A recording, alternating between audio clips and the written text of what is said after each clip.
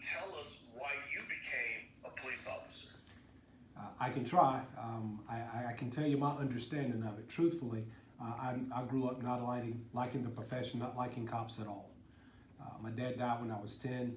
Felt he was murdered. His body was thrown in a river, and the local authorities didn't investigate it. They just chalked it up as another black man dead, and it left a bitter taste in my mouth. I also saw encounters of officers with people that I'm close to, and I didn't like the tenor and tone of those exchanges, and every time I saw it, I flashed back to my situation personally, and I continue to struggle with that even today. Seeing the demise of Mr. Floyd takes me right back. So I wanted to come inside. I had a friend who applied to the police department, was turned down. He happened to be black. I felt like it was all racial. I was finishing my degree at UNC Charlotte.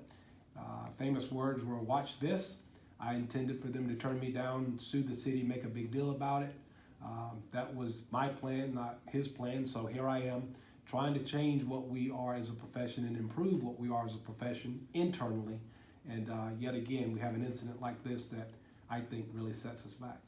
Chief, I'm just wondering, like, is there some kind of like national legislation that we could sign to even amp up the training and the mental health testing and all those things? What I'll tell you, Pastor, a couple things before I forget. One is, you say what can we do, what can be done broadly. Everybody talks about societal and systemic. I want to talk specific about the personal. Model what you're doing at Transformation. The way to overcome bias, and it's innate. It is. We want to be around what makes us most comfortable. That's human nature. But the way to counter that is pretty simple. You connect with people different than yourself. Your church models that. Those are the kinds of relationships that matter. Having somebody who looks different, thinks different, talks different, acts different, has a different culture than you, helps us bridge that difference that divides, so that you don't have to make a plea for somebody to understand. They got a personal relationship that helps them understand, because that's the kind of work that it takes time. Legislation-wise, I wish there were a law or a rule or a directive or training. Everybody talks about training, and I get it. We need more and more training to be better. We're a learning agency, always trying to improve, as most agencies around the country.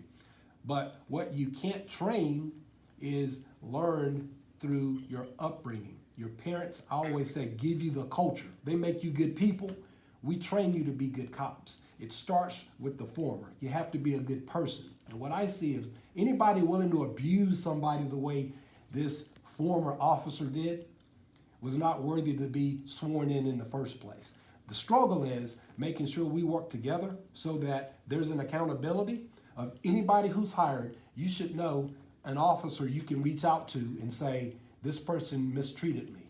This person didn't talk to me the right way. We need a pattern of that behavior. That way our systems can allow us to truly address specifically the people who aren't doing it right.